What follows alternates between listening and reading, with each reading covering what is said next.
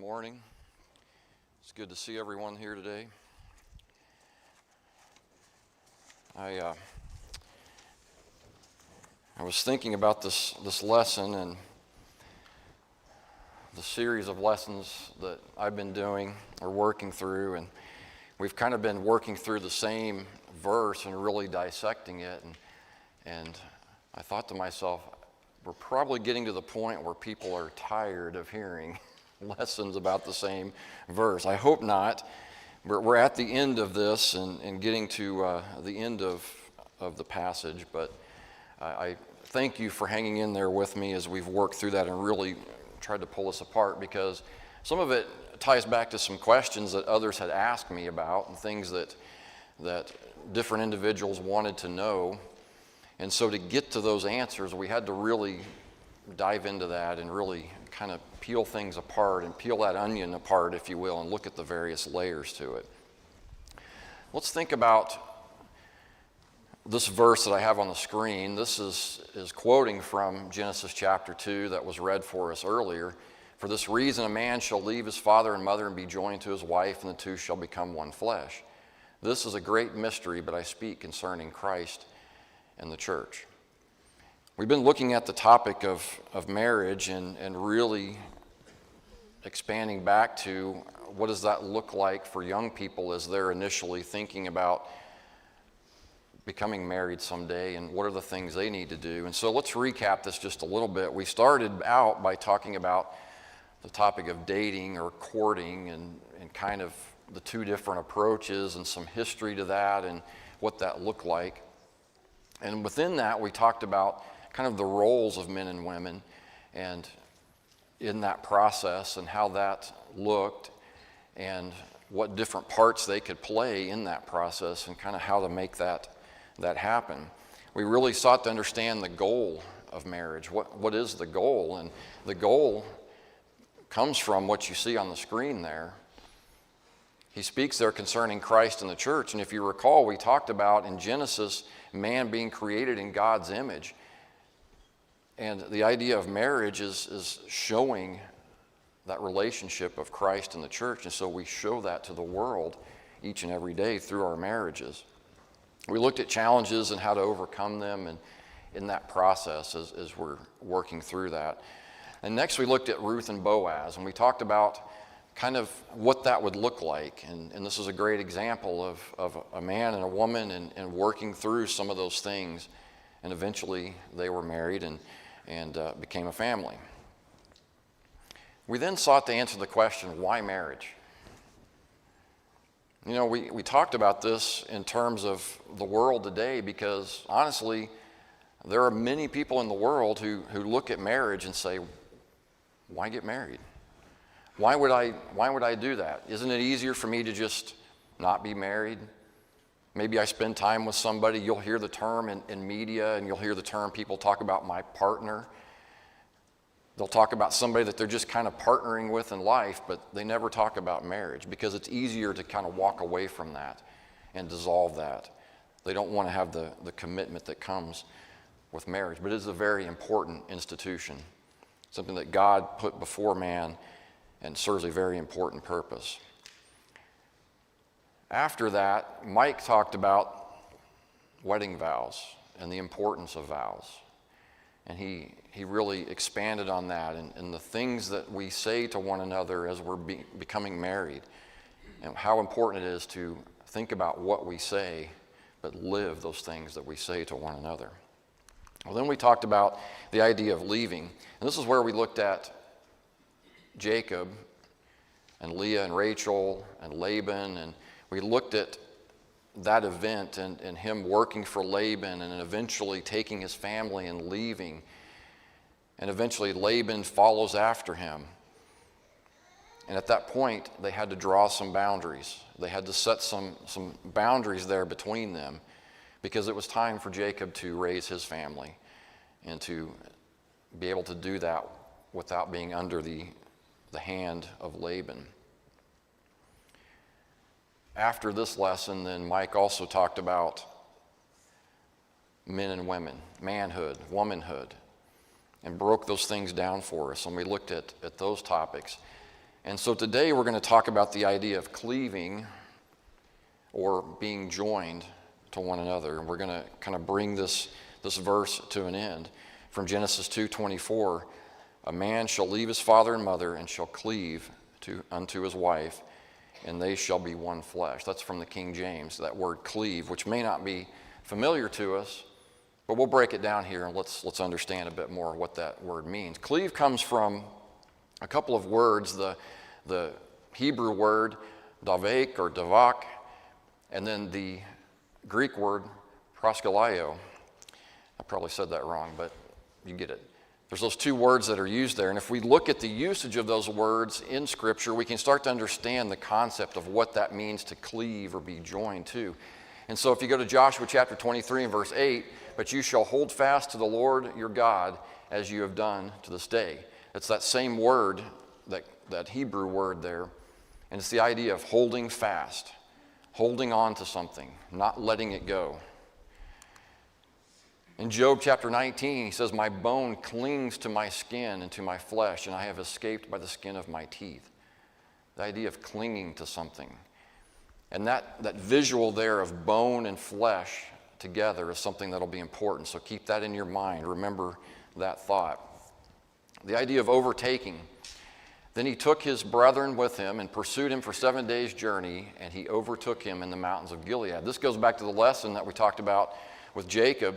This is Laban who is pursuing after Laban and his daughters and their children, and they pursue and they overtake him in the mountains of Gilead.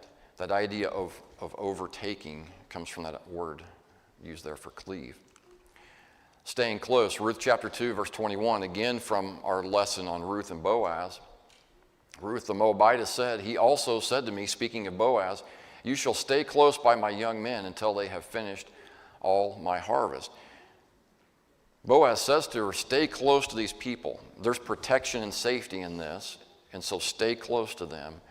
And so that idea of cleaving or being joined to involves safety, staying close to something for safety. And lastly, if we go look at the Greek word used, Jesus in Matthew chapter 19 also quotes from Genesis chapter 2. For this reason, a man shall leave his father and mother and be joined to his wife, and the two shall become one flesh. So he uses that same word, that be joined or cleave, depending on your translation. And if you look at that word, one of the definitions of that is the idea of being glued to something, being stuck together. And so we think about that word and think about being joined to, holding fast to, clinging to, being glued to. All those various words play into this idea of cleaving. The phrase in there, cleave to his wife, or be joined to his wife. I asked the question of some of the young adults, as I've been doing along the way in the study. I like to get some perspective. I put this question out to some of them, and I said, in that phrase, joined to his wife, does the word or the words there, his wife, have any significance? I got some different answers on that, different thoughts. Some thought that the idea was, well, this person there, that you have a man and there's a woman that is to be his wife, and so there's a focus that is there on that individual, that he is focused on being joined to that individual.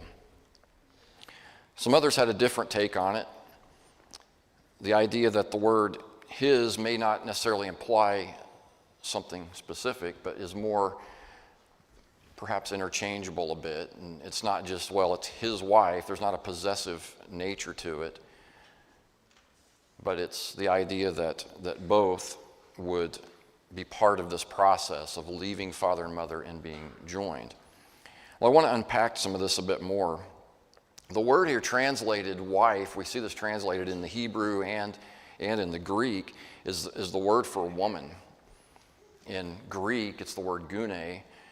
So every time you see that, it's just speaking of the word wife, or the word woman is what it's saying there. But we translate that often because of the context to wife, because of what is being described there. And so when we think about that a little bit, one of the ideas that clearly comes out of this is the idea of man and woman. That marriage is man and woman. And the idea that there is a woman for a man, which in turn also means that there is a man for a woman, that there are two that can be joined, two that can leave father and mother and be joined together. And so I asked this question. I didn't ask this of the young people, but I ask it just in my head. Is it incumbent on a man and or a woman to take the necessary action so that this process will take place? And by process, I mean, we're talking about being joined to one another. We talked about the leaving piece, but now being joined. So is there a piece that either or play in this? So you might read that a little differently. Is it incumbent on the man and the woman to do the things necessary so that they can leave father and mother and be joined? Or is it an or statement there? Is it the man or the woman? I think we have to think about the roles here, and I think it's important as we think about this phrase, his wife, to consider that when God tells us something in writing and he writes it a certain way, he does it how he intends us to understand it. He doesn't tell us so that we can read into it and kind of mold it how we think we want it to read. And so when it says a man shall leave his father and mother and be joined to his wife, there's a perspective on here that is given, and a very specific one. And we'll uncover that a bit more as we go on here. But I want to think about that in terms of going back to the idea of Christ and the church. So if you think about the man, we might say it this way. There's the idea that they must leave, they must pursue, they must overtake, and be joined to a wife. Now you might say, well, wait a minute. Especially, a young man might say, well, that doesn't make sense to me. Shouldn't I have to go out and pursue someone and show my interest in them, and by overtaking, and I don't use that word, I don't want that to sound the wrong way, but the idea of making that connection to someone, doesn't that have to happen first? Well, then I can leave father and mother, and then I can be joined. Isn't that how it should play out? Well, I think we'll see in a moment that maybe that's not the case. You see, when a young man is working through this process, he has to be able to leave in a certain way before these other things can take place. Let me use the example of Kim and I. Kim and I, when we got married, we were still both living at home with our parents. We went straight from that to being married. However, both of us were working at the time. We both had jobs. We both were basically, for the most part, self-sufficient. We weren't paying for a home at that time, but we were prepared to do so. And so it wasn't until, a couple of months before we were set to be married that I finally got an apartment and got ready for that, and was in there only, a few short weeks before we got married. The idea of leaving, though, for young men is getting oneself prepared to do that, having the maturity to do the things that are necessary to support a family, working that job, saving to prepare to have a family, doing all those things. It can't be in the other order. It can't be, well, I pursue so-and-so and now I'm ready. Well, now what do I do? We need to be able to think through it that way, and we'll say more about that in just a moment. But think about women. Think about the idea of being pursuable. Being pursuable. Are you the kind of person that someone can pursue and be overtaken, meaning make a connection with someone, and at that point then be able to leave and be joined to a husband? And you might say, well, why is it different? Why is it opposite for women? And again, the way this passage is written, it's written with a very specific perspective. But go back to this idea. Think about the example of Christ and the church. Let's put filter our glasses on with that and look through the lens of that at this relationship. Christ and the church, man, husband, Christ in that role, a woman, the bride, the church. Think about that. And go back to what I just said. Think about Jesus leaving heaven, leaving the things that were there, pursuing those individuals that would be responsive to the gospel message, them being connected to him, being overtaken by that message and obeying that message, and becoming part of the church that would join with him as his bride. Think about in those terms. And then think about the church, and from that perspective, we have to be somebody that is pursuable. We have to be the kind of person that says, I want to know more about this. I want to know more about the Word of God, what it says. And let that overtake us, meaning be obedient to it. And when we're obedient to it, we're able to leave behind the things that are around us, the world around us, and be joined to him as the bride. That's the process that's here, and we can see that play out. And so it is important for men to understand this and to understand the role that they play in this process. Being prepared in life to be ready so that they can be joined. That leaving part starts much earlier, and is what helps them get to the part of being joined together. There is a thing that we must understand about being joined, and that's the idea of being glued together. I brought props today because Brian inspired me to have props. My daughter says my props are lame and not as cool as Brian's props, but hopefully they get the point across. Oftentimes, and I will tell you, I should have made this bigger, but wood is expensive, and I can only do so much. We have Mr. and Mrs. here that are joined together. You can see that they're not joined together perfectly. They're sort of aligned together. And that's often the case with folks, is that the part of them that is joined to one another is minimal. It's weak. It's not what God intended it to be. And so you have this joint that's there, but it can be very susceptible to breaking and coming apart. I'm glad that worked. I was worried that wasn't going to work. It can be very easy. When I glued those together, I didn't prep that. I put very little glue on that. I didn't clamp it together. I just kind of held it there for a moment.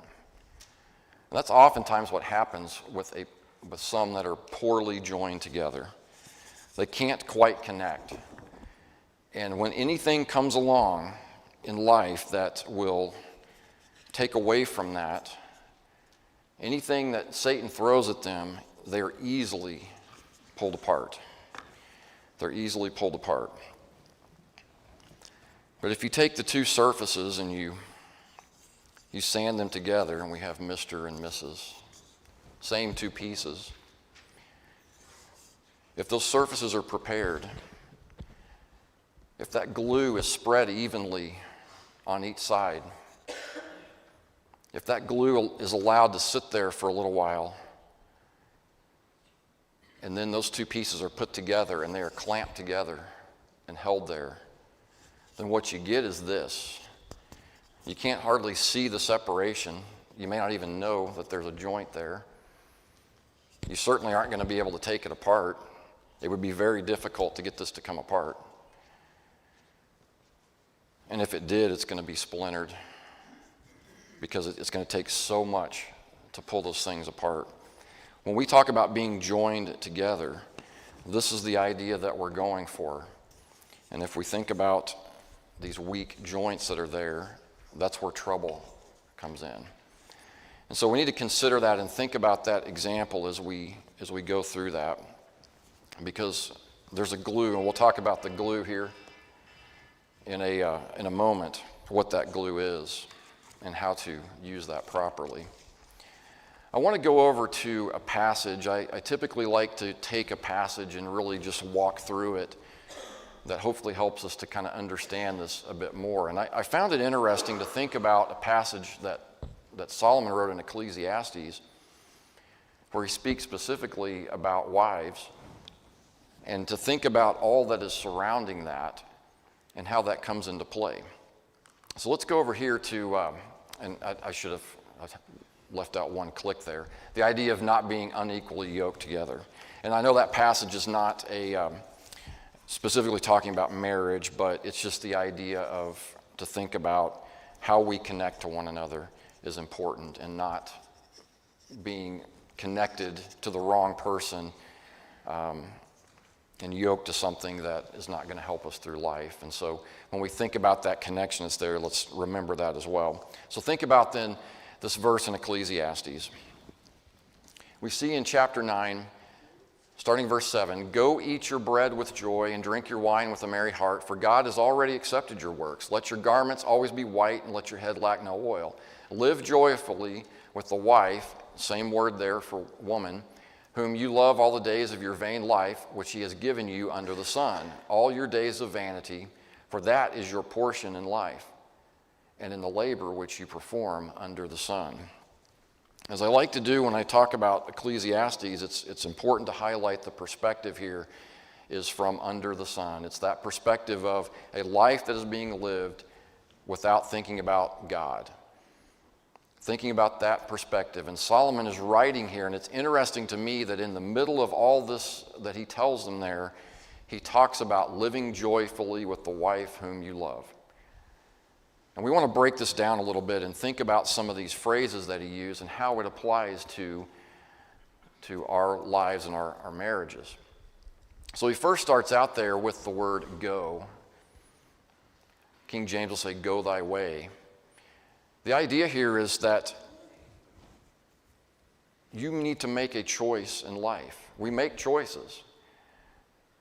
And he's acknowledging that even people that are ignoring God are making choices in their life, what they are going to do, how they're going to handle those things.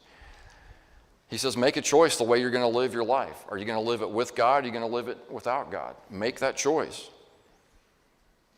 And so when he tells him that, you have to understand that making a choice is going to come with consequences. The choice of a spouse is going to come with consequences. The choice of our jobs, the choice of anything you can think of in life will come with consequences.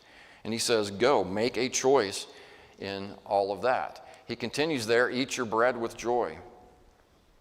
The idea of thinking about you have blessings in your life. You have things that God has given you. Even the person who ignores God completely, they have things that they're blessed with.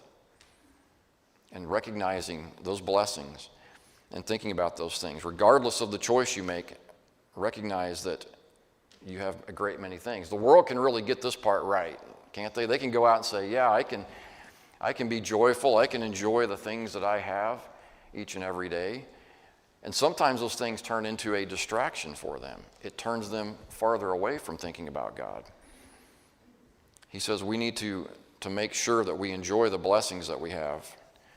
But one of the things we need to think about is not letting those things turn us away from God. He says there, God has already accepted your works. A more modern translation of the English, of the Bible into English, uses the word approved. God has already approved your works. And I'll warn you, that's a really bad translation of this passage. Because when we're talking about someone that is potentially ignoring God in life and making choices in life that are turning them away from God, he's not saying God approves of that. Well, certainly God does not approve of sin. He's not going to, but God may accept that they made that choice.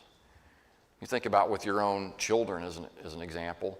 They may make a choice. It is not the choice you want them to make or would have them to make, but you can accept that they made the choice. There's also consequences that go with that choice, and you understand sometimes what those are, and sometimes you have to let those play out in their life and let them experience those things. It's not approval of what they're doing, but accepting is just saying, okay, this is your decision, I understand. This is what you decided to do. God never approves of sin, but he allows us to make those choices. If you back up a couple of verses in chapter 9, verse 4, he says, "But for him who is joined to all the living, there is hope. For a living dog is better than a dead lion." You know, while we're living, we always have the ability to make a different choice. We always have that ability. We can be like that old dog. We may be dirty and mangy and smelly and covered in fleas and all that, but we're alive. The lion may be powerful and majestic and all those things, but a dead lion can no longer make those choices. We need to make the right choices. He continues there with the idea that we need to let our garments be white. When I look at this, I think about the way we present ourselves to others. How are we presenting ourselves? If you're someone that is considering marriage in the future, how are you presenting yourself to others? How would they view you? Are your garments white? Meaning, are you keeping your life where it needs to be? Are you keeping yourself unspotted from the things of this world? Are you keeping your thoughts where they need to be? When I was a early teenager, I guess, early teens, at church there was this girl, this brunette there. She was younger than me, but I thought she was great. I thought she was wonderful, and so, I was one way, kind of at church and around her, but then, I'd get home with mom and dad, and I kind of just turned into a whole different person, It's like I didn't want to be doing what they were doing. I didn't want to be running around doing whatever it was. I can remember specifically going to visit somebody at their house and with my mom and dad, and just, to this day, I can remember being in just some kind of mood, that teenager mood, and it wasn't very nice. I mean, it wasn't horrible to them, but it just wasn't very engaging like I should have been, and just kind of wasn't right. I wasn't presenting myself good. My garments were not white in that situation. It can be easy to let that happen. When we think about when we are married and this idea of cleaving to our wives, and if we think about the things that come before that, the choices that we've made, the blessings that we may have before us that we're just ignoring, we can think about the idea that we've made a choice that while God may have said, okay, that's what you chose, it may not be what he approves of. And it comes down to it, our garments aren't white. We need to be very aware of our blessings, because when we start to ignore the blessings that we have, when we're married and we're ignoring the things that are around us that are blessings to us, that's when Satan catches us. Satan says, you're not in a good way. You're not happy with what you have in life. Let me show you something else you're going to think is better. Let me show you something different to be involved in. Let me show you something that'll take your time away. Let me turn your mind away from your wife. Let me turn your heart away from God. And let me give you something else. And in essence, what we become is just like teenage Michael, where we're sitting there moping around and we're not living our life like we should. And we're not presenting ourselves as we should. Luckily, somewhere along the way, I snapped out of it. I married her, so that worked out. But we need to really consider, are our garments white? If we're going to cleave to our wife, they need to be white. Are they stained with sin? And so he goes into that phrase, live joyfully with the wife whom you love all the days of your vain life. Solomon uses that word vanity a lot in Ecclesiastes. Emptiness. That's what he's talking about.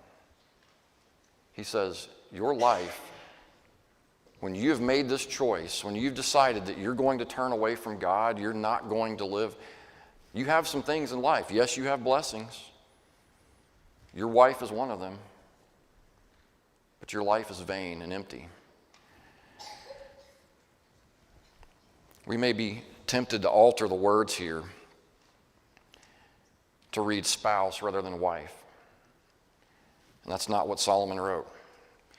He was very specific. God gave him wisdom, and he specifically wrote this from the perspective to a man saying, you need to live joyfully with your wife. When we try to read that differently, then we misapply this. The word here again is the word woman. Live joyfully with the woman whom you love all the days of your life. It's no accident the way he uses that word. That's no accident the way it was written in Genesis 2:24. And let me give you some examples of why. I've known people, I people watch, I tell you that all the time. I'm a people watcher. I observe what people do.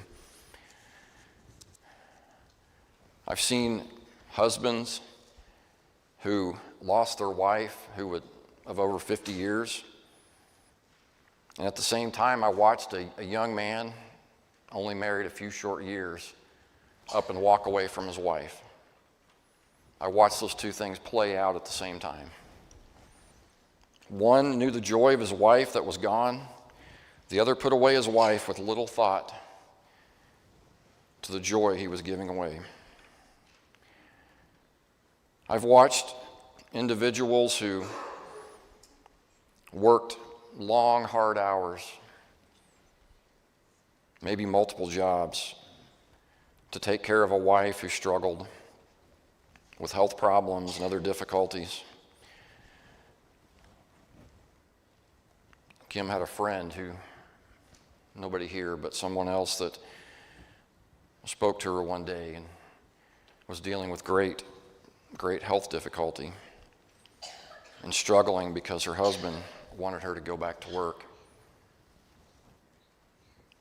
It felt like that was the right thing to do to help with the family.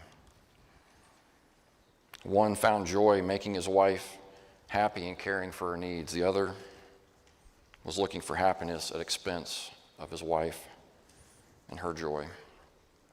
Out of the four of these individuals, two of them understood Solomon's words here, and two of them ignored them. Two of these individuals made choices in life. God accepted that choice. That's what you chose. He didn't approve of it. We have a great deal of responsibility in our marriage, gentlemen. Whether we're serving God or not, we do well to listen to Solomon and treat our wives with all the love that we can find in our hearts. I find it interesting that Solomon writes these words to someone that would not be thinking about God. And in the middle of it, he says, live joyfully with your wife.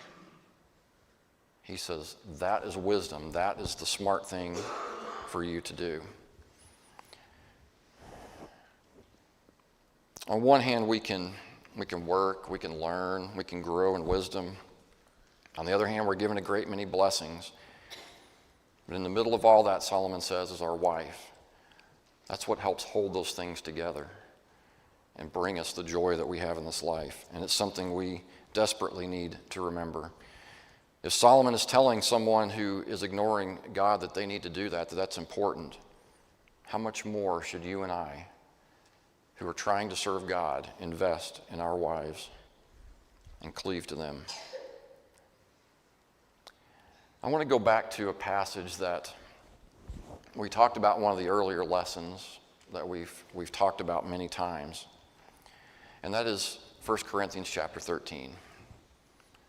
We talked about this in an earlier lesson because we looked at the idea that as young people are working through some of these initial stages, there needs to be an understanding of what love looks like and being able to start to think in these terms even when you're dealing with other people. He says there, love suffers long and is kind. Love does not envy. Love does not parade itself, is not puffed up.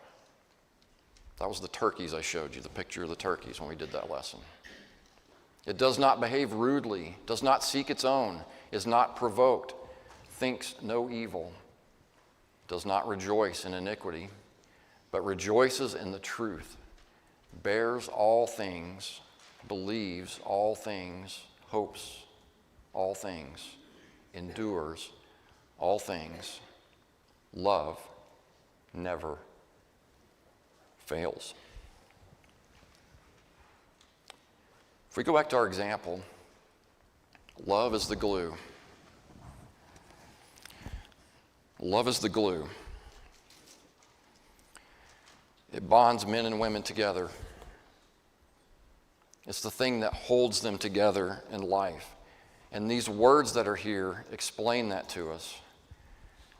That love that is properly applied,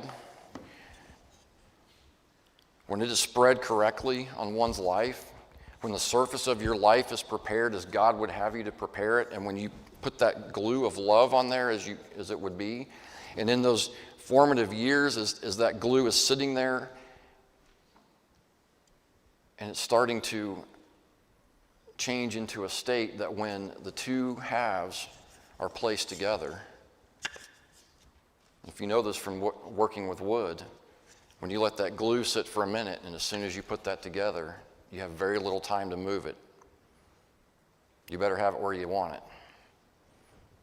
And that's what our life and that preparation, all that stuff we talked about, young people, where we talked about thinking about dating and courting or whatever method you're following there, but thinking about those things and the goal, you're preparing your life, the surface of it. You're getting those things ready, and that glue of love should be spread evenly on your life. And when that time comes and that person is there and you're going to be married and those things go together, they're not coming apart. They're going to be stuck together. Love is definitely that glue. But let me ask this question. Can two people fall in love? Can you fall in love? You know, there are countless songs written about falling in love. Hallmark Channel has made a empire off of falling in love. You know, it's the same story. The young girl, she ends up in a small town and her car breaks down. It's going to be 2 weeks before the part will get there because it's a geographical oddity that Amazon doesn't deliver to, I guess. So what is she going to do? Hang out for 2 weeks, and then there's the single guy in town that drives the truck and wears flannel, and if he's a really good one, he has a nice beard, you know, that's the best ones. And he's there, and then magically all this comes together, and they're in love and happily ever after. And there's probably snow and Christmas in there too somewhere, but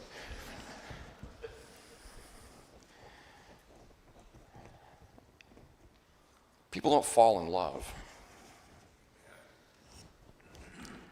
Falling is usually an accident. When I think about falling, I think it's something I don't want to happen. I've always had this fear, I've told you before, a fear of falling when I come up on the stage, you know, to preach. It's like this long, long fear I've always had. It'll happen someday, but falling is an accident. Love is purposeful. Love is well thought out. It's well intended and it's well executed. I can't take these boards and this glue, toss them over there, and have them end up like this. It will never happen. It's not going to happen. Love is something that we have to specifically work on. And when we think about our current marriages, it's something that we need to really focus on and think about for just a minute. Because if you're sitting here today and you've had a challenge in your own marriage this past week, this past month, maybe an ongoing challenge that you're facing, I want you to listen very closely. I want you to look at those last three words that are underlined on the screen. Burn them into your mind. Love never fails. Never. Love never fails. Kim and I went to see Wayne and Phyllis Friday night. And we were outside. We went in and took some things inside and got to speak briefly to Phyllis. And Wayne was out in his shop, and we went out there to talk to Wayne. And we were just talking about different things. And Wayne was telling us they had been married for 49 years in this past July. And, you know, standing there, the thing I observed about Wayne was the gleam in his eye when he talked about Phyllis. Because we got to talking about her love of flowers, and for a time she'd gone to Oklahoma State and learned some horticulture things and gardening and all that. And he was just telling us about these things and the gleam that was in her eyes. Love never fails. Love never fails. When you think about the challenges that you may be having, I want you to think about those words. Think about those words that are there and let those things start to guide you back through all those other phrases that are mentioned on there about love. If you're having challenges, I want you to think about today, and I was going to say I'm going to challenge you to do this, but maybe I'm going to say, I don't know if it's my place to do this, but I'm going to. I demand that you go do this. Sit down with your spouse. Think about those phrases, that word there. Look at your spouse when you get in the car today and say, love never fails. Say it. Tell your wife that. Look at those phrases that are on there and start going back through them. Love endures all things. Whatever challenges you got, love will endure that. It will hope all things, believe all things, bear all things. You work your way all the way back up through there. Love suffers long. It's long-suffering. And if you've got someone that is your spouse that is long-suffering to you through all your nonsense and things that you're doing, praise God for that. Be thankful for that. You have been blessed with something wonderful. Take those words and sit down with one another. Meditate on them. Pray over them. Talk about them. I can promise you, if you sit and go through this, you're going to start to glue things back together. What may be this today can be this very soon. It'll take work. Yeah, you may have to sand the surfaces a little bit, get the rough edges out. That love, the glue that's there, yeah, you're going to have to find that again and spread it. But you can do that. Genesis chapter 2, verse 23. Adam said, "This is now bone of my bones and flesh of my flesh. She shall be called woman because she was taken out of man." You remember back what we read earlier, looking at that word, and Job talked about his bones and his flesh clinging together. The thing that we need to understand, gentlemen, is that we need to be joined to our wife just as our flesh is joined to our bones. Without bones in our body, we're just a floppy mess. And without flesh on those bones won't live. Those things are meant to be together and meant to hold one another up. We need to consider that and think about our wives and cleaving to them and clinging to them and being joined to them. Well, what about future marriages? Let's not be tempted to think that all this passage doesn't apply. As we mentioned before in a previous lesson, it certainly does. These words can help guide us. Learning how to love today as a single person is going to help you be prepared when you are older. It's going to help you be that kind of person so that that glue is spread there on those pieces and it's waiting, and when it's joined together, it's not going to move. Learning to do that today is very important. Apply those principles every day in any interaction that you have. Learn how to love people. Learn how to do those things toward other people. Show them that you value and love them.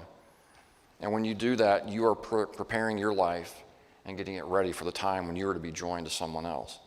If you truly care for someone, you will let those words guide you.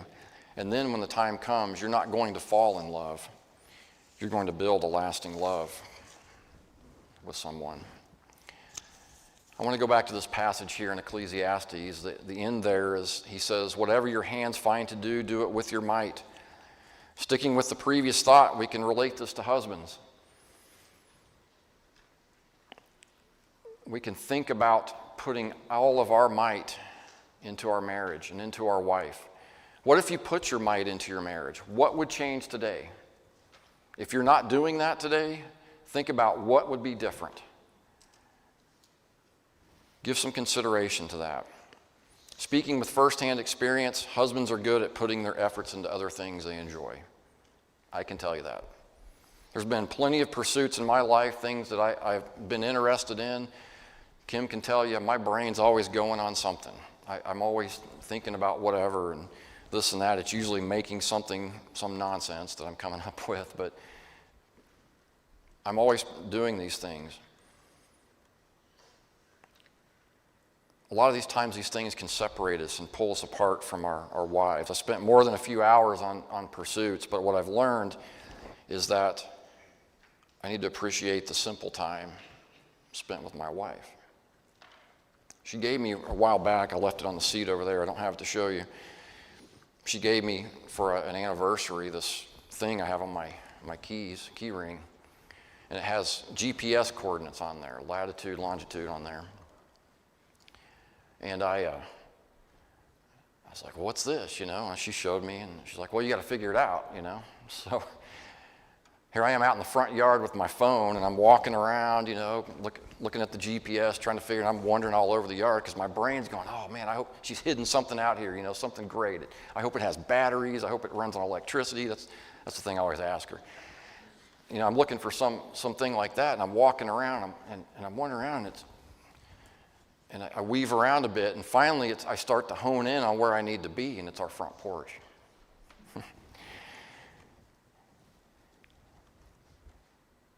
And the reason is because she and I like to sit on the front porch and watch the birds. We have bird feeders and hummingbirds and all that, and we'll just sit there sometimes into the evening watching the birds when the weather's nice. It's simple things like that. Whatever your hand finds to do, do it with all your might. We often have an expectation of our wives that they put a lot of themselves into a marriage while we reap the benefits. Many husbands want their wives to be in makeup and dressed up so they can show up the other men. That's not how it works. Oftentimes, those same men who kind of think that way look like they just rolled out of bed, don't look very well themselves. What if we first looked at the needs of our wives? I'm confident when I look in the mirror, and when I look at some of you, that our wives are very good at seeing what's inside versus what's outside. They see what's in there. Maybe we need to learn from Solomon, who said, live joyfully with the wife whom you love all the days of your life.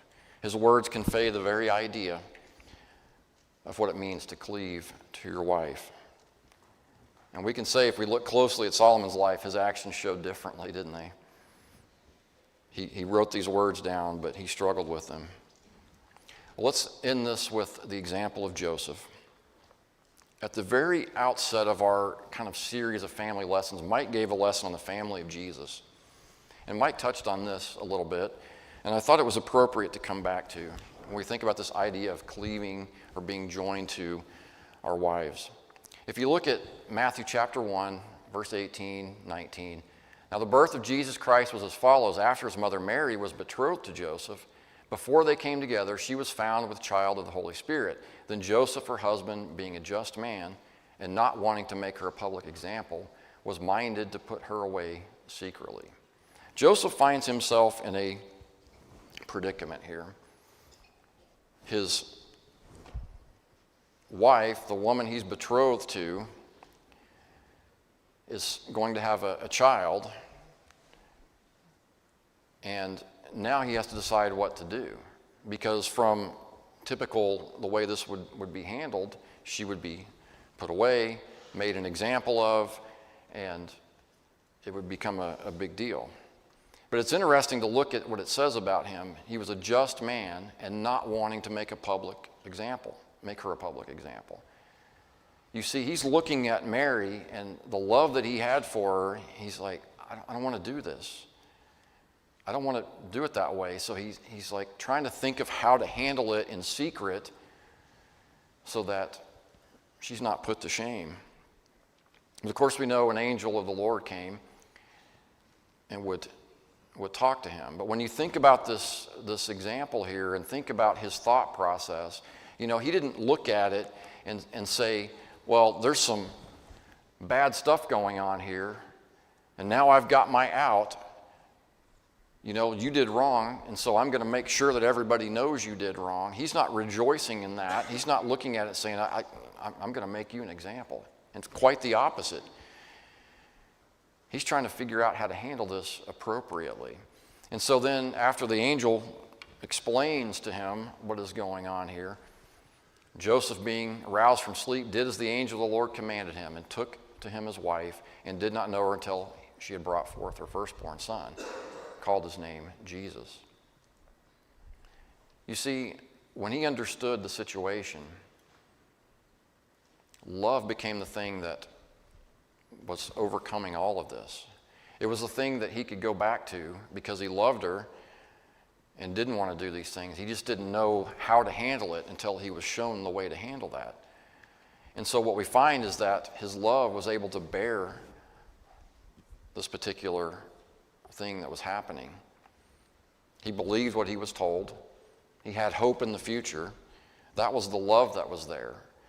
The love that he had and the love that Mary had, that's what brought them together.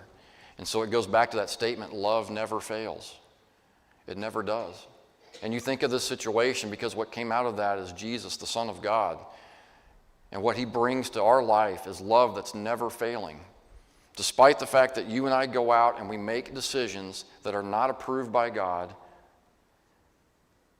he still gave his son. He gave his son to be a sacrifice. He gave his son so that you and I could have forgiveness of those sins and be drawn back to him and be joined to him.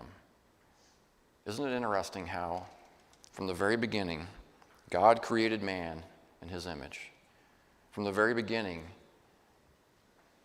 God instituted marriage to be an example of Christ in the church. And in this situation, that idea of cleaving to one's wife comes into play. And the end result is the Savior of the world, who was raised in this home where he can see all this playing out and see a love that these two people had for one another. How appropriate is that? I hope this lesson and these series of lessons have been something that have been helpful to you. They are sometimes topics that are difficult. Sometimes they challenge us. They make us think about our own selves. I know they make me think about myself quite a bit. I hope they've done the same for you. And as we consider these topics, I hope that if you are having any kind of struggles, whether it's I'm not married yet and I'm having difficulty navigating those things, or I am married and I'm having challenges and difficulties, or perhaps it's somewhere in between, I hope that you'll let someone know and think about those things. Brian gave a great lesson a few weeks ago about that shield and the imagery of being locked together, the imagery of standing side by side and being protected. What a great image for us in our marriages, for a husband and wife to be joined together to help protect one another.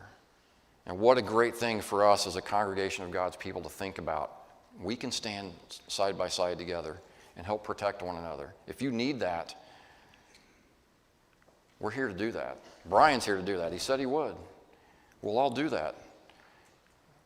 Let us help you with those things. If you have never become a child of God, if you have never entered the waters of baptism and obeyed the will of God, why not do that?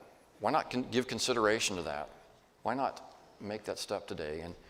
And if you're here today and you have, but you're struggling with a difficulty in life, this will be a great time to let us know about those things. If you have any need, please come as we stand and we sing.